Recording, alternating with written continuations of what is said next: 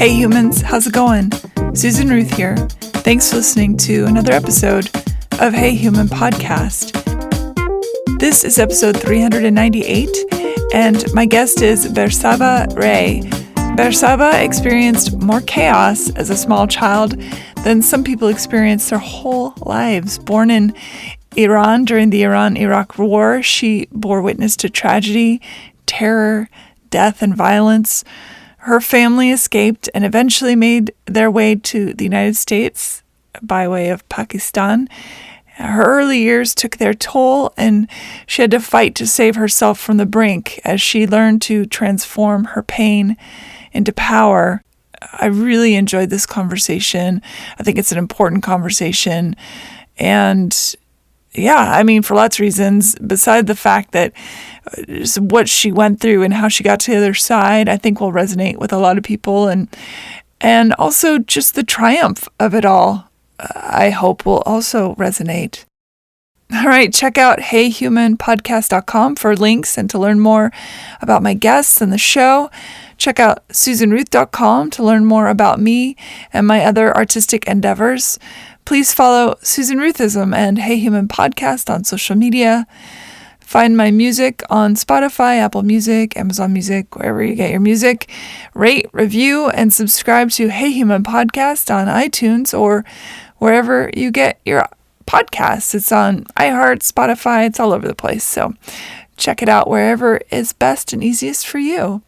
Thank you for listening and for sharing the show with other people and getting the word out. Be well, be kind, be love, hold each other up. And here we go. Bersabeh Ray, welcome to Hey Human. Thank you. Thank you, Susan, for having me. It's lovely to see you. Yes, same here. Same here. I like to start these conversations by talking about where you came from, what shaped you as a person to bring you to who you are now. So if you would talk about where you're from and what your family life was like and your experience around all of that. I was born in Iran, so I didn't grow up in the States. In Iran, I was born at a time where Iran and Iraq were at war. I mean, imagine one of your first childhood memories being bombs being dropped in your neighborhood. So it's kind of, it was wild. So, and given the situation of what was happening in Iran at that time, they had the Islamic Revolution. Well, it wasn't a revolution. It was more like a devolution, and it was a downgrade. My family had a hard time. We had a hard time. Our background is in Baha'i, and they really gave a hard time to the Jewish people, to the Baha'i people, and the Christians as well. And because of our background, when we tried to escape, my father was thrown in prison. And there, when you go to prison, it was kind of like, well, he's not getting out. It was like, if they get the prison sentence, then he was for sure going to get killed in prison. Because when the first time my father went to prison, he was telling us some of the stories in there where at night they would come pull the prisoners out and line them up. So every night they would count how many shots were being fired, because that's how many people were being killed. And they would count 200 some nights. It was horrific. So luckily he got out and he said, you know what, I'm going to go. The second time was, he said, let's all go together as a family, try to escape, because you can't really leave there. You have to escape, and we have to get smuggled out of the country. From the country or from the prison? From the country. Yeah. He got out of prison. He got quite lucky to even be able to get out. And coincidentally enough, he was able to get out. And then my parents got together and said, this was the second time. I apologize. He said, let me go in front of you guys, right? And I will get to the US, build a life for you, and then I'll bring you guys out. Well, he went, and then he got caught, and he got thrown in prison again. And this time my mom thought, that's it. This is over. And the way she would, because women couldn't, especially given her background of being a Baha'i, you couldn't work. So there's no jobs, you couldn't get paid. And how she took care of us was she would sell cigarettes to be able to provide. And then luckily, one of the family members gave her a job to imprinting T-shirts. So she was able to provide for us while my father was away. And when she went to go visit him in prison the second time, unfortunately, she was raped by the guards there. And it wasn't just one, it was a few. And this was regular more than not. And you could just, and there, imagine the mentality here for a moment. If something like that would happen to a woman there, the husband, the man, would look at the woman as basically damaged goods. And I thought, man, that's just like, how could you even think that? Right? That makes no sense to me at all. No humane sense. I can't say logical, but no humane sense. So luckily, my father is not that type of a man growing up in that area of the world. And so given that, when my father got out again, he managed to make not friends, but to ally with some people in there where he was able to survive, you can say. So when he got out again, they decided, let's all go as a family. So now, this being a risk, there's three of us, three kids with my parents, and they sold everything, put everything up for, grab the cash, and we're going to leave. Then we found people that smuggled people out of the country. And this by itself is a risk, because you don't know. Yeah, I mean, you really don't know what's going to happen to you. And so we did that. And these people would drive. I remember being in the back of a pickup truck, and it would drive in the dead of night. There's no headlights because you're just being smuggled out of the country. So, and at the risk of being caught, you'd be killed. There's no buts or ifs about that. And how old are you at this time? I was about 7. So you had an understanding that we have to be quiet, we have to be good, good and get along so that terrible things don't happen. Oh, for sure. I mean, growing up as a kid, my childhood was being careful of not being killed, not being caught, always watching out for something, horrific happening, because there was no safety. I didn't have any understanding of being safe. So, yeah, we had to be super quiet. I remember my mom gave some, I don't know if it was a sleeping liquid, but cold medicine to make my younger brother go to sleep because he was an infant.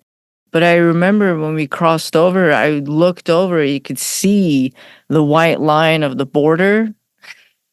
And that was like, it was a really celebrating moment, to say the least, and be able to, a sigh of relief. And we crossed over into the Pakistan border in Pakistan.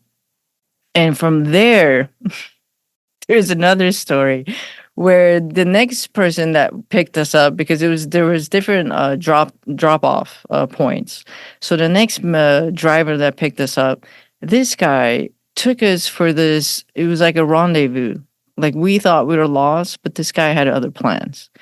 And if you could imagine, a lot of human trafficking and things goes on those routes. So we're lost in the desert for hours. We thought we were lost. Well, and we didn't have any food. We didn't have any water. I remember my brother and my mom passed out because they were dehydrated from dehydration. I remember my dad telling me, you need to stay awake. It's very important for you to stay awake. So now I was trying to talk to my brother to keep him awake.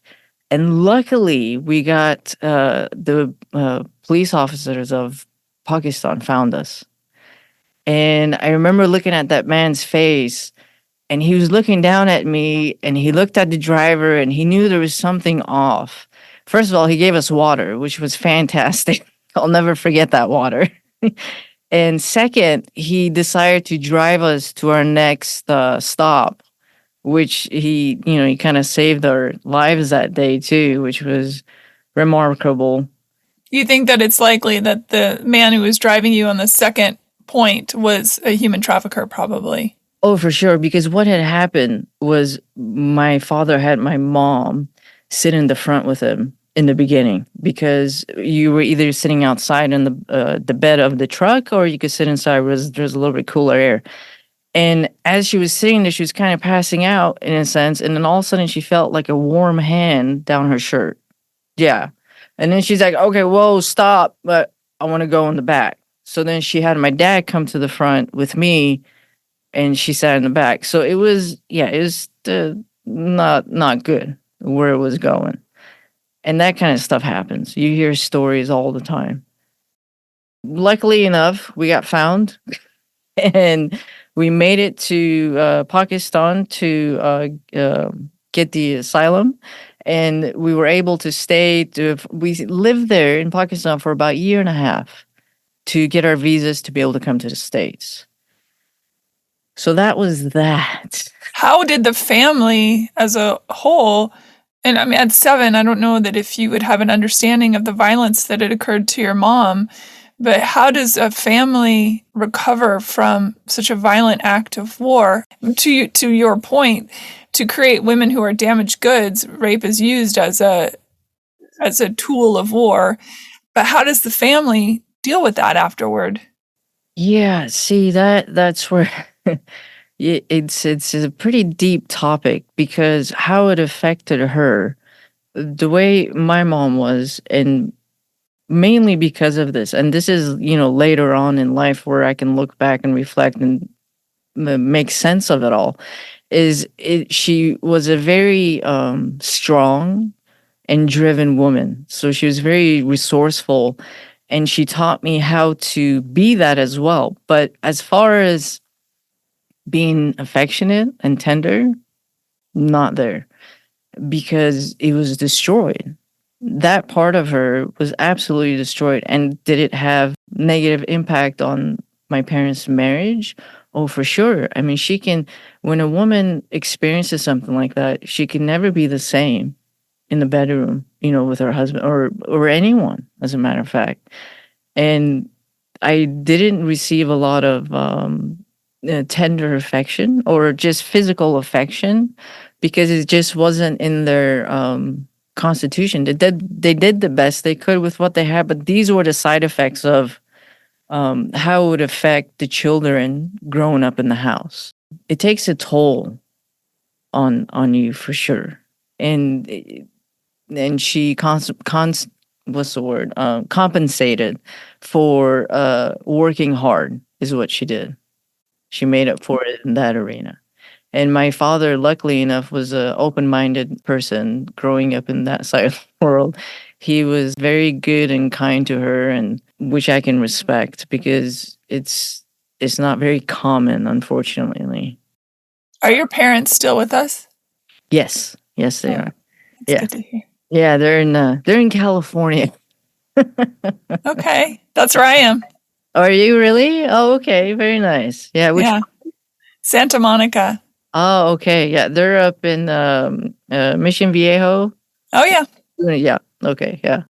Your arrival into asylum in Pakistan, how did that go as a family? Was the government there open-armed, or was it more, we'll receive you because we know you're coming from terror? Well, that actually went pretty well for us because of the fact our religious background was in Baha'i.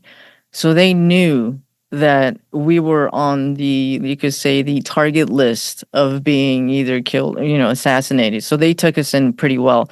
I know there was another gentleman that was with us, but his background was Islam. He was Muslim, and they didn't give it to him. They sent them back, which was horrible, because now he has to, go back there and be like, yeah, well, I didn't really try to escape. That's a death sentence. Yes, pretty much.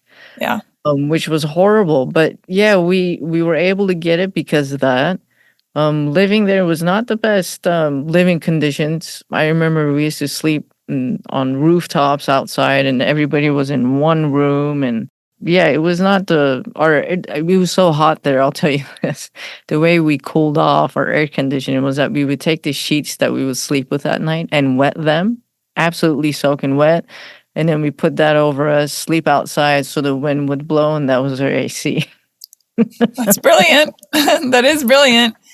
And I imagine the language barrier was as you move into new spaces. It has to be terrifying for a little kid.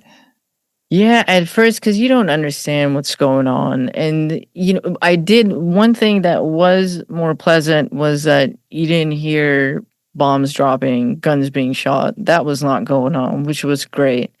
Me and my older brother ended up speaking the language fluently. So we spoke Urdu. I remember having quite a bit of fun with him. We'd fly kites and things like that. But it wasn't like I remember I really didn't want to leave when we were leaving Iran because I had a close relationship with my grandma at the time because my mom was trying to provide and my father was in prison. So I had a hard time just trying to break away from that because I didn't really I didn't feel like I had a close relationship, with my parents because they weren't really there.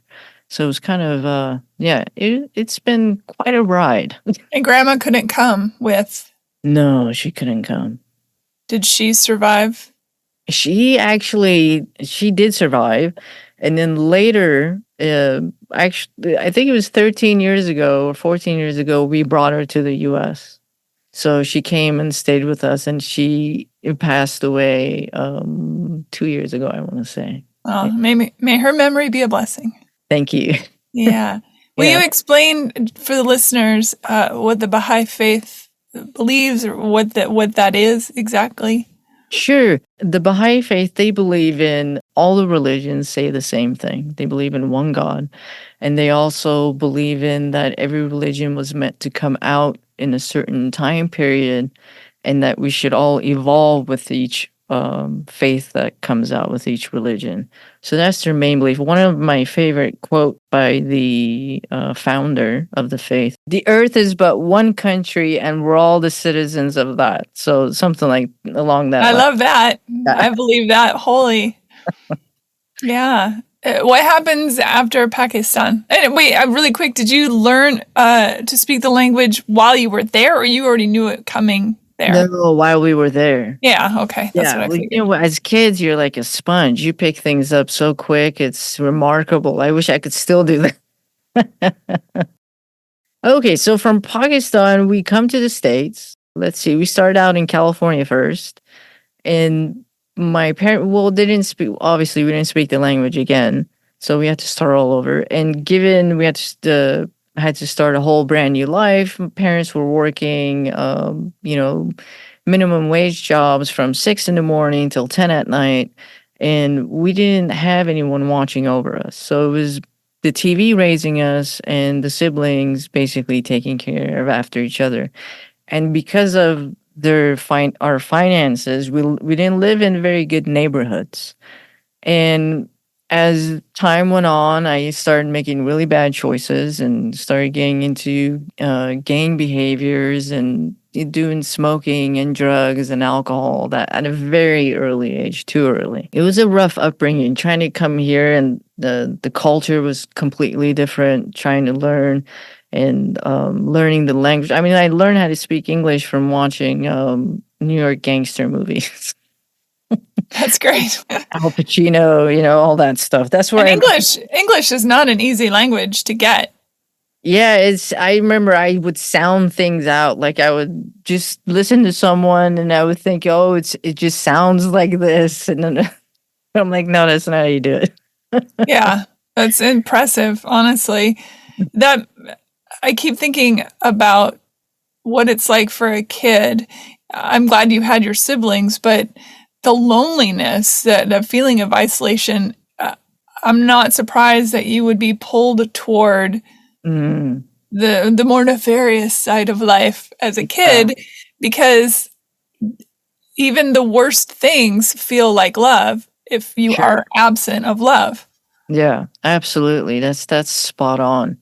Because it is, you feel totally isolated. And I remember I had a close relationship with my older brother, but when we came to the States, he was going through his own thing. And he was one of those, your typical skinny, scrawny kid with curly, froey hair. So he would get picked on. He was like your stereotypical nerd, right? He would get picked on. And I remember one time I came out, we went to the same school once. I think it happened once. And I came out, and we're going home, and he came out before me, and I looked down like the street, and I see him, and there's 3 kids have him cornered, and they're beating him up, like picking on him. And then I just, I don't know what I was thinking, but I just dropped my bag and I started running towards these kids, and I like kicked one of them in the air, and then they got scared and they went away. But I think that made it worse because now he's like, oh, you got your younger sister coming in saving you type of thing. So our relationship kind of started going, in separate directions. And yeah, it was not it wasn't pleasant growing up. Parents are never there. They have to work all the time, and my brother hates me, and it was not fun. How is the little one adjusting during this time? He had, I would say, in a lot of ways, a much easier time than we did. He was about 6 months old when we left. So he grew up in the States. I mean, that he's like, if we were to say if there was, I would say we're bicultural, maybe Iranian American, we have that cultural background. He's more American. He grew up here. Like there's a lot I learned later on in the years that he doesn't really understand first. He pretended like he did, but he doesn't tell anybody sooner. But yeah, he had and for him, I would say that maybe the hard part was at home was a completely different culture and environment than was at school. So it didn't match up for him either. I think he doesn't have the memories and the experiences that me and my older brother went through. So he was kind of got a little bit of a blessing, I guess, in that sense, being. Yeah. It must be surreal too for your parents. I think about, Persia before it was Iran, what a mecca, and, science and art and beautiful architecture and intellectuals and women in high-powered positions and, all of that. Sure. To go from that to what it became. Oh, for sure. Yeah, how the story goes is when the Shah was in power, what they started, whoever was funding this so-called revolution, they sold it to the people as we're gonna change it from they called him a dictator, supposedly. We're going to change it from just giving it to the kings and keep it in the family line to the people to vote for who they want to be the president. So then the people are like, yeah, that's what we want. Let's go for that. And lo and behold, the same day, the Ayatollah Khomeini came in. Within hours, not even hours, they said, okay, from this day forth, the women have to cover up. And everyone's going, wait, what? And the military broke out in the streets, and they were, in the beginning, they were killing people, they were throwing people in prison, raping women, and it was a mess. But it's really horrific to think that it could happen so fast. It was like a flash. And no one thought it was even possible. I mean, if you look at pictures before 1979 from Iran, it's like a completely different world. Totally different world. Totally different world. Yeah. You would think it was New York or something with better looking buildings. Yeah, I mean, the women were wearing like mini skirts. Really chic and gorgeous, and yeah. Absolutely. It's really sad what happened. It's really sad. It's like, well, I don't think the Shah was a dictator compared to, It's really, really sad what happened there. Yeah. And the people, and they're still enduring it. The women there, there's still people being assassinated because, and the women are, protesting more, taking their hijab off. Yes, and those women are now dead. Yeah, yeah, and they get killed. I mean, yeah, it's I've horrific. followed a lot of that. It's horrific. Yeah, And sweet baby girls, 16-year-old children basically yeah, being murdered because they show their hair. yeah. And one thing I can admire about those women is that they, they have this. What they want is this zest for life. They want their sovereignty. It has nothing to do with religion. It has to do with your sovereignty as a human being. And when they do that, it's like, wow, yeah, it makes me You can't help but become emotionally invested when you watch those protests and Mhm. know that these women are, and some men as well, are standing up and saying some things are worth dying for. Yeah. Yeah, I mean that to me is a life, it's a heroic life well lived, because everyone else can look at that and go, "Ah, it's not so bad.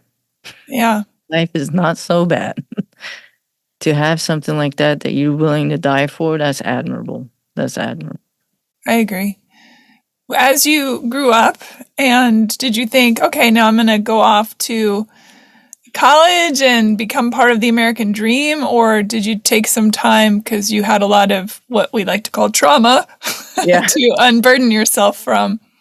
Yeah, unfortunately, because of my traumas and not having someone there, like I said, I got into gang behavior and drugs and all that, and it, yeah, I got in so much trouble that my father decided to pull me out of school in the middle of eighth grade. So I didn't even finish eighth. I didn't go to high school. I didn't finish eighth grade, and I ended up just getting my GED, and I went straight to college, which was it was a great thing, and I got a full-time job and all that.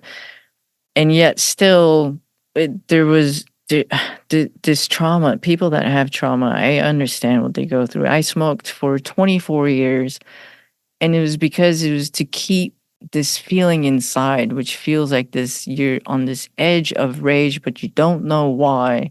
It kept that, you know, uh, in at bay. It kept it in check. And I remember my lowest lows was that I was doing a lot of drugs, and I mean, I was on my way to exit pretty much. That's how bad it was. And I remember my parents couldn't do anything because they weren't there to discipline me to begin with. So it's like, now they're gonna come in and tell me, "Well, I don't think I'm gonna listen to you," type of thing. So then I told my parents, I said, "Look, you're gonna take me to my cousin's place, and you guys are gonna leave me there." Because I knew if I did not leave, I would pretty much die. And quite frankly, at that time, I was kind of like, okay, well, if I do, then I do. So, and my mom thought, what are you can't just go live with somebody else and you think she's just going to take you in. But I'm like, I don't know. We're going to find out. So, and this time, I'm sorry, to jump back in the story, we were living in Arizona, out of all places. Not my favorite place. So we drove back to California, and we stayed for the weekend. And the next day, as my parents are leaving, my mom pulls aside my cousin Nushin, and she tells her, "Well, we're gonna leave Bersabeh here with you." And she's like, "What now?" She's like, "Yeah, I think she needs to stay with you for a while." And it was kind of like everybody knew what's going on, but no one's saying anything. One of those things. And she accepted, and she took me in, and that changed my life. That was one of my turning points where I got to see a completely different life. It was refreshing. It was a fresh breath of air. And she was she was always there. She was a lot more tender. She's like a second mom to me in a sense. At the time, I was probably 18 or so. So I cleaned up. I was working there and I cleaned up, and then I'll fast forward a little bit. Still smoking though. that was a tough one to give up. Then I decided I got to a point because given everything I went through, I never wanted to get married, and I never wanted to have kids because I couldn't even deal with myself in my own skin, let alone bring another human being in the world and be with a partner that I trust being with. I couldn't do it. So then finally, when I got myself to a point where I was starting to feel a little bit better about myself, I decided maybe I do want to get married. Maybe so decided to get married. And I thought, oh, gonna marry a Persian, and he's a Baha'i, and he's a friend of the family. All the check marks are checked. This is gonna be great. Well, it turned out to be the worst marriage. The next worst thing in my life. I did, and it turned out to be verbally abusive, and it got to physical abuse. And I would have to say, given I experienced both, the verbal abuse is far greater. It has a lasting, unfortunate impression on someone when they get verbally abused. It rewires the brain for certain. Yeah, you lose all self-worth, all self-confidence, and I stayed longer than I should have. And when I got divorced, I did finally end up getting a divorce. I couldn't take it. And he actually lived in Belgium. So I had moved to Belgium, to a whole complete another new country. I just like pain, I guess. And how old were you at this point? At this time, I was 27.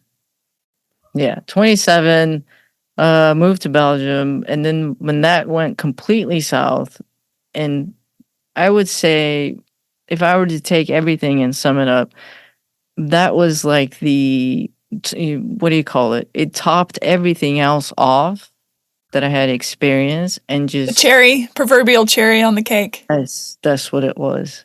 And I felt like, yeah, I can't even explain how broken a person feels, and everything just kind of was like, okay, well, I came back to the States, and I had to start all over again and trying to put my life together, figure out what I'm going to do.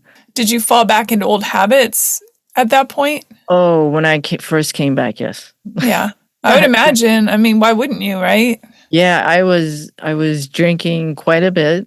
It was mostly drinking. I would say, as far as that point, doing any kind of drugs, I might have done a little bit here and there, but not as much as I was doing drinking and smoking. 3 months or so of just every single night of drinking and trying to think what I'm going to do and what am I doing and what is this life about, and everything is just pain and what the hell am I even doing? What is this? It's just been crap from day one type of thing. So then I said, okay, you know what? Then I started getting mad. Then you get in the angry phase. When I got in the angry phase, I started doing things. I said, okay, I'm going to go back to college. I went back to college, got my old job back, started working, going back to college. And then one of my friends, he said, he said, why don't you try this network marketing thing? And I've never had any interest. I said, okay, whatever, sign me up. I don't care. And I went to one meeting. And from this one meeting, the guy said, oh, we're going to have a speaker at one of our annual events. And this guy is from one of the guys that was in The Secret. I don't know if you're familiar. Yeah. Mm-hmm. Yeah. So I was like, okay, I'll go check it out, whatever.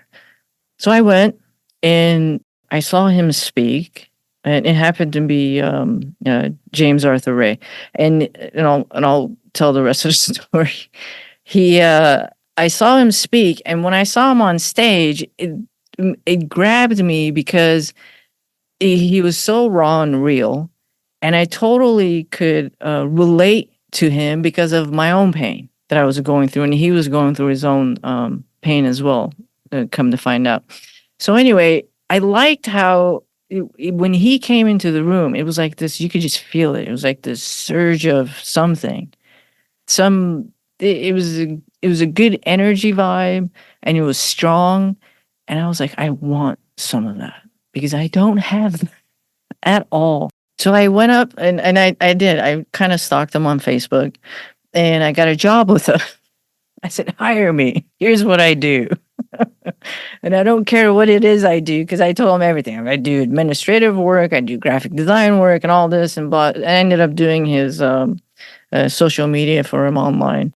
So he's in the space of helping you get through your stuff and dealing with your traumas and learning. And he doesn't like to be put in the personal development, what do you call it, category. And I've never been fond of it either. So through we end up becoming really good friends, because we used to hang out with each other all the time because we worked together. So we became really good friends. And at the time, I didn't want to have anything to do with a man, and he didn't want to have anything to do with a woman. Kind of figure where I'm going with the story. So I'm working for him, and it's a fantastic job. I love my job.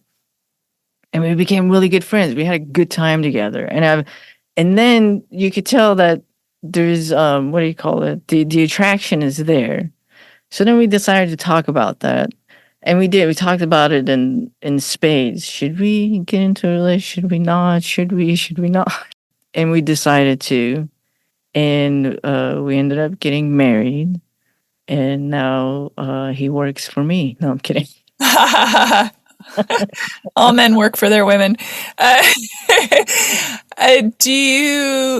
did you, along the way then, you're still carrying this trauma. How did you unravel that? And maybe you did it with your husband.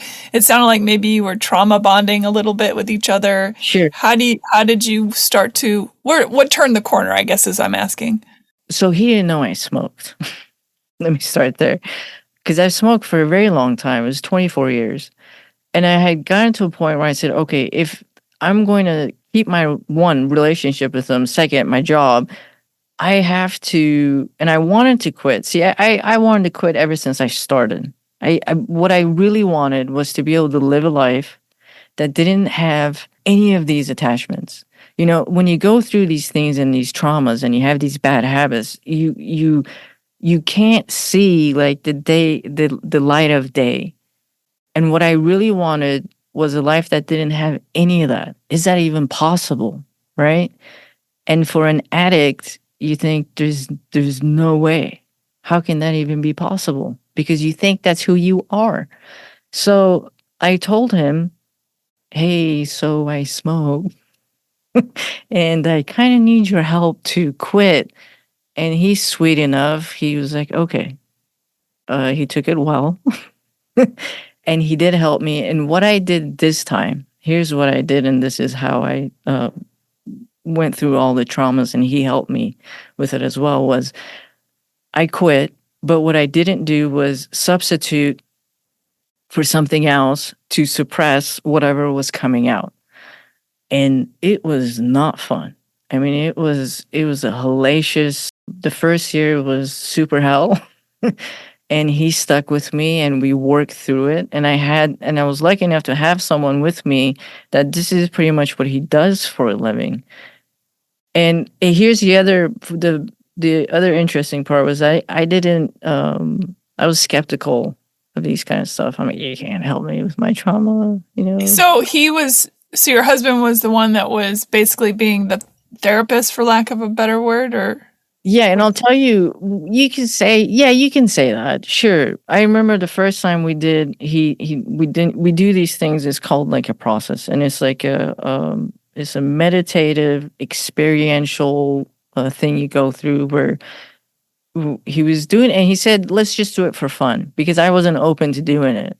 I'm like, I'm not going to let anybody in here type of thing. So we did it. And what happened was that I had this physiological reaction to it where I started having a panic attack. And then I thought, holy crap, this stuff is real. And it's down deep. Yeah, it was really deep, because it was something I thought, just forget it. It's okay. It's not that big of a deal. And that's what you tell yourself to be able to cope. But I thought, wow. Yeah, when it comes out, it feels, I use the word primal. When I've gone through that kind of an experience, doing for myself, it was energy work, but having it manifest itself into basically primal screaming and feeling like almost like an infant, just wailing. Yeah. It's Yeah. like, where that, and having your brain go, okay, I know I'm here in this room and I'm not that person that's screaming and wailing. That's insane. But you're the person screaming and wailing. And it's like it comes out of some part of you. It's the Pandora's box, right? That you've locked away, thrown the key. Yeah, for sure. I mean, it was, and that made me a believer. I'm like, okay, but then let's go to town. Let's see, what's in there. So we started doing the work. And as we did that, and I will tell you, okay, not only doing the energetic work, like you said, right? I did other things as far as your physical body. So I changed my diet. I started eating cleaner. So I did it very slowly in stages until I got to a point. It wasn't. It had subsided quite a bit. It didn't have, because I always had this edge that was on the verge of what's that? Not anger, but above anger. What, rage? It's a pretty horrible feeling. And the way I would take that edge off before was with either drugs or cigarettes. So then I started working out and I started doing intense workouts to subside that. So then I did this for a long period of time. And I can tell you the first year that I started feeling somewhat, I could say, normal and not need to do anything to have to subside any of these feelings and just be a normal person was 2 years ago. So it's been 7 years total that I've quit everything, anything like drugs, alcohol, cigarettes, all that stuff. And I do think that it is sometimes even the things that seemingly are good for us, and I talk about that on this show a lot, that you can replace an addiction with something that is seemingly healthy, but it still isn't really getting to the root of the problem. It's just still masking it. Running 30 miles a week it might be a healthier response than smoking or drinking or doing drugs, but it still doesn't get to the root. Oh, that's a great point. Yes, because exactly to your point, I did that for short periods of time. Meaning, so I would do that to subside it, and then we go and deal with what's next. And it's and I think a lot of people, it's good for them to know, and I'm sure it takes a lot of work, and it takes a long time to clean all the stuff out. I don't even know that it ever ends, honestly. I think it's an ongoing process of just life because I think about what's going on in the world right now and I think, well, how do you, somebody who's been through war-torn countries and horror and bombs dropping, that has to, I would imagine, create a PTSD in a sense to even turn on the news and see what's going on in Gaza or, any of the number of places where these sorts of things happen on a daily basis. Sure. Yeah, no, I totally agree. The only difference is when you do the cleanup work on yourself is this. You don't have your past, you're not, let's see, you're not emotionally hooked by them. So they no longer control you. They're there. You can view them as an experience that you have gained, and it no longer triggers you where you're reacting. Now you have the ability to see things and choose to act, which is totally different, right? That is alchemy. Yeah, yes, it is.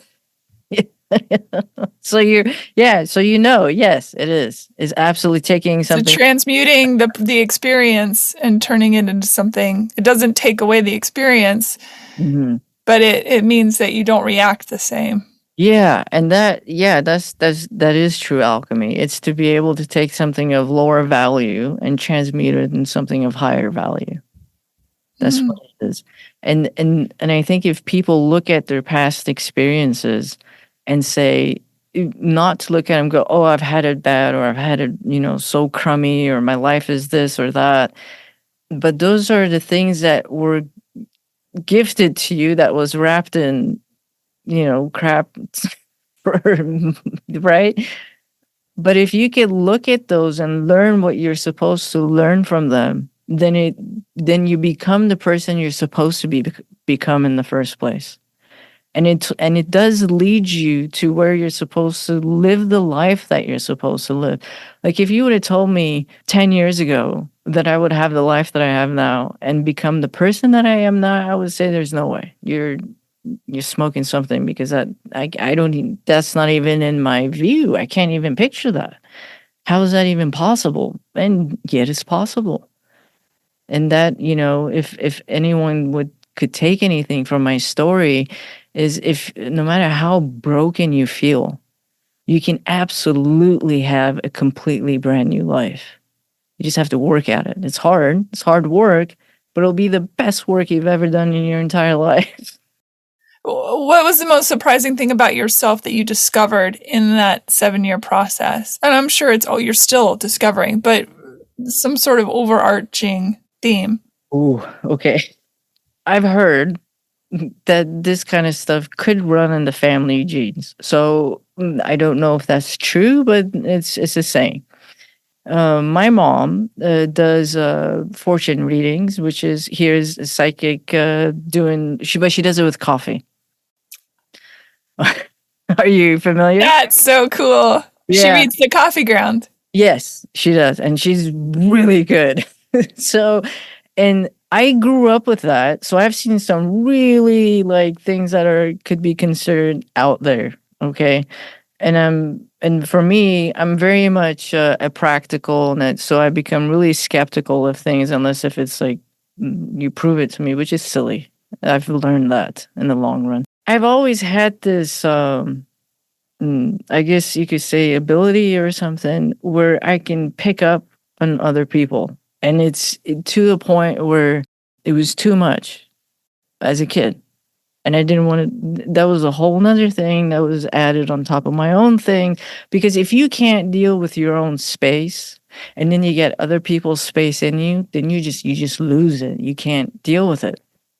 So, and I didn't want to have anything to do with it, because I've seen her go into spaces where sometimes she didn't come out. She would pass out, it would kind of take over. So it kind of scared me. So when I started cleaning up, then these things started becoming more. And I thought, oh my God, what is going on? So I talked to a friend of ours, and she's a psychic too. And she was telling me, she taught me the difference of how to hone it and how to notice what's yours, like my own thoughts and feelings, and what's another. And she also told me, you need to start doing readings for people. And I said, I am not going to do that. I fought it tooth and nail. I'm like, there's no way I'm going to do that. So then my husband, he's encouraging. He's like, you should do it. You should do it. You should do it. So then I picked someone that I knew well, that if it didn't go well and it's, kind of just out there, then it's okay. It's not a big deal. Right. So I did it. And I kid you not, Susan, I went there. I have my, I do tarot, read with tarot reading. So I had all my stuff together, and I sat down, and the kid was sitting in front of me, and I started laying things out like I've done this before. It was the strangest thing in the world. And it's like I'm watching it in third person. It's happening. I'm like, how are you, you don't even, what are you doing right now? How do you know what you're doing, type of the thing? So, and then I did it for this kid. And when I say kid, he was 24 years old. He wasn't. But I did the session for him, and the way it went into it, because I don't just do a reading. What I do is, for example, if he's trying to get to something, but he doesn't know how, he has a problem inside, and he could be consciously not aware of it either. So then I went in and I find what it is, and then I take him in this experiential meditative state to find what the issue is and where it happened. So it's kind of like a soul retrieval. Things that I've been that I've experienced and done the cleanup work on myself. And so it took this whole turn. And afterwards, he came out. It was such a buzz I don't even know how to explain it. The energy was so vibrant and full. I was buzzed from it, and he was sitting there looking at me, and I was looking at him. We're both going, "What in the world just happened?" Right, and that's how it went down. So then I said, "Okay, well, maybe I'm supposed to do this." So then I started doing it, because then he told me, he was like, "Well, I want to book sessions with you," and I said, "You want to do what?" I said, "Okay," and this is a reason, and the main reason why I continue to do it was because I saw the what do you call it? The practical results that the people I work with were getting, and I thought, well, it's not up to me not to do it. I have to do it, because and interestingly enough, and not, I get the individuals that have experienced traumatic traumas in their life, and I help them. I guide them through with that process to find what's going on, and release themselves from that experience, one, and get the learnings of what it was, so they too can set themselves free. So I couldn't, and I till this day it amazes myself every time. Yeah. Because, it's not even you doing it, it's whatever that's coming through you that's doing. Conduit. Yes. You're a And conduit. that's the beautiful thing. So if you clean up your body and you clean up your emotions and, take out all the stimulants, these things are there. And you become a much more clear conduit for, like you said. Yeah. Yeah, I love that. Tell people how they might find you. Oh, well, you could go to harmonicwealthglobal.com, and you could find us all over social media too. So yeah. Yeah. I'll put all the links on Hey Human Podcast link page too. Yeah, perfect. Yeah. Thank you so much. It was lovely to meet you and to hear your story. And I'm just happy that you are in a space that's so healing now. It's great. Yeah. Thank you, Susan. I appreciate you having me. Yeah. Yeah. Thanks for listening. Have a great day. Thank you. You as well. Thanks for listening, everybody. Bye. Bye. Rate and review Hey Human Podcast on iTunes, Spotify, wherever you get your podcasts. Thanks for listening. Bye.